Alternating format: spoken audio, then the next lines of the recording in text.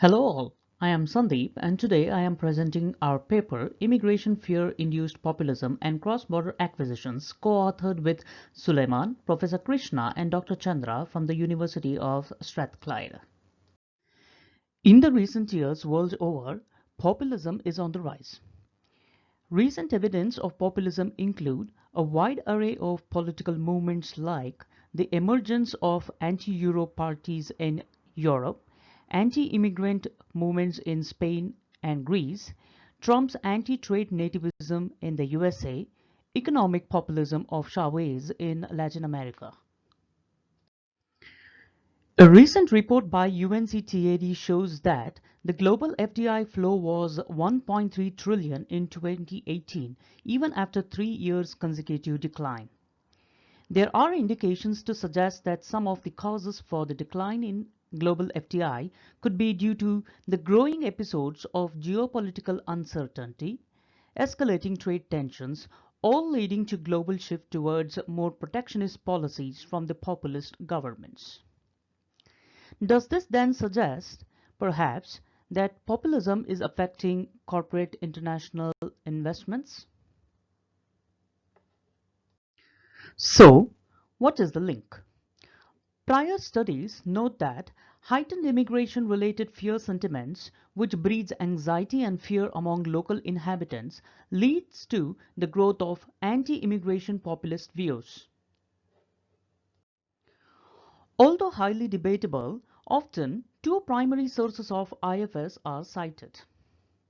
The first, relating to the possibility of terrorist attacks that has direct tangible adversarial effects of destroying physical infrastructure and generating psychological intangible effects of elevating fear and anxiety, thus depressing human productivity.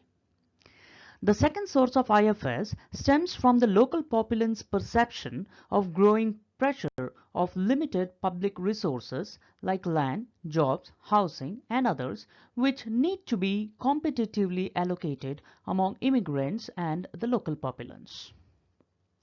These perceptions can generate heightened anxiety and fear among the local populace, leading to the escalation of populism. Further, growing anxiety and fear may make citizens intolerant towards immigration, thus favoring the AIP views. These views seem to be further validated from the events like the US presidential elections of 2016, mounting European populism as a result of refugee crisis in 2015, and the dominance of argument against free mobility of European citizens in the Brexit referendum of 2016. The common theme observed in these events is anti-immigration related sentiments leading to the emergence of variants of the AIP parties. Populism is a highly intolerant political ideology that includes opposition to immigration, anti-elitism, and often Eurosceptic attitude. AIP governments tend to pursue inward-looking protectionist economic policies. This leads to heightened economic uncertainties, which may retard productive business pursuits.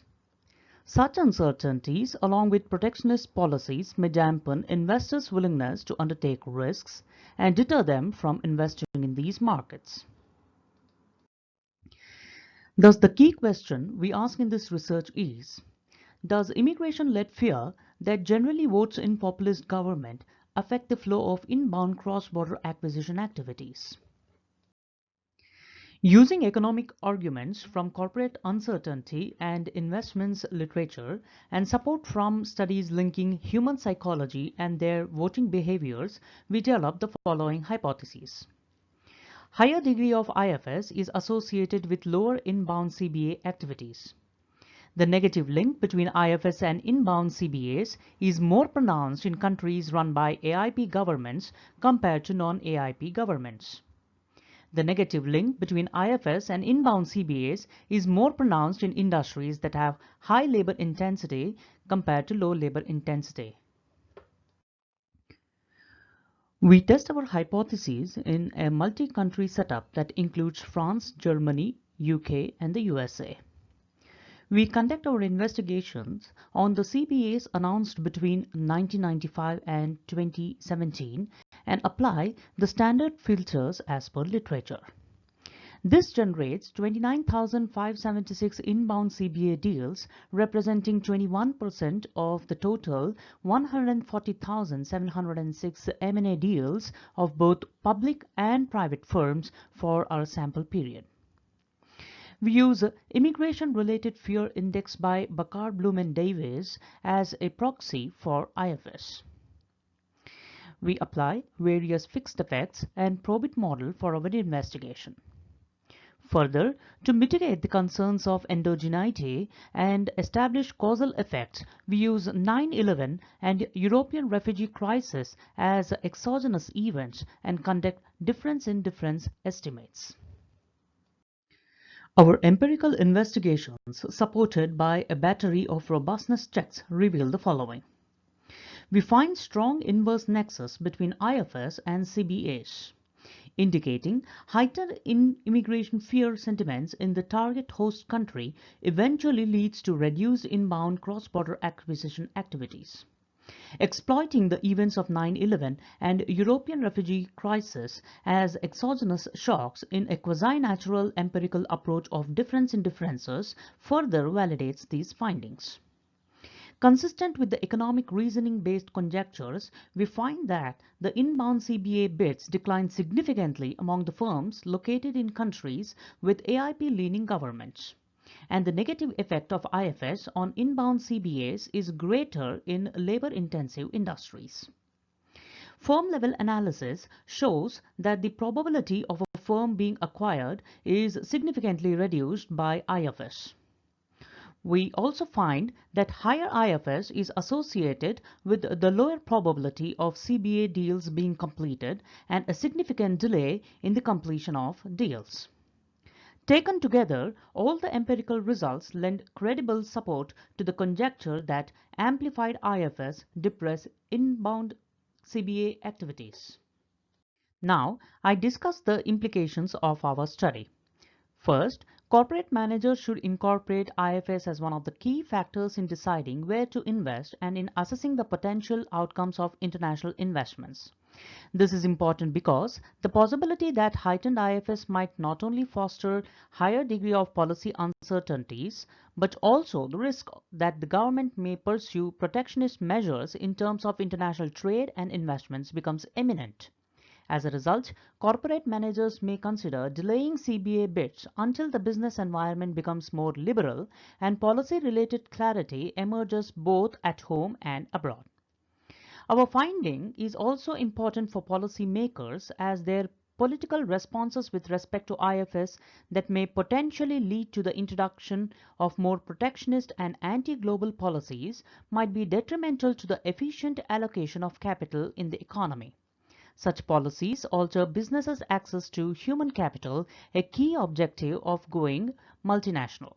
Further, the policy makers, in response to their local concerns of IFS, may imply that their ability to engage in mutually beneficial resolution of global and regional agreements may become more difficult. We contribute to three important streams of literature through this study. First, to the growing literature linking policy uncertainty to economic outcomes and corporate investments, especially the M&A, our study explores the relation between IFS that induces AIP movement and inbound CBAs. We show that IFS-led AIP movement is now a novel form of uncertainty which may dampen the global CBA activities. Second, to the international business research literature that examines the connection between political environment and CBAs, we demonstrate how IFS that empowers AIP political parties can impact inbound CBAs. We show that growing IFS among local populace could be a stifling source of global CBA pursuits. And third, to the literature connecting human capital and corporate finance decisions, we offer a fresh perspective by showing that the negative impact of IFS on inbound CBAs are stronger in labor-intensive industries where human capital matters the most. Thank you for attending my presentation. For further information, you may contact Dr. Chandra Thapa at the email ID given in the slide.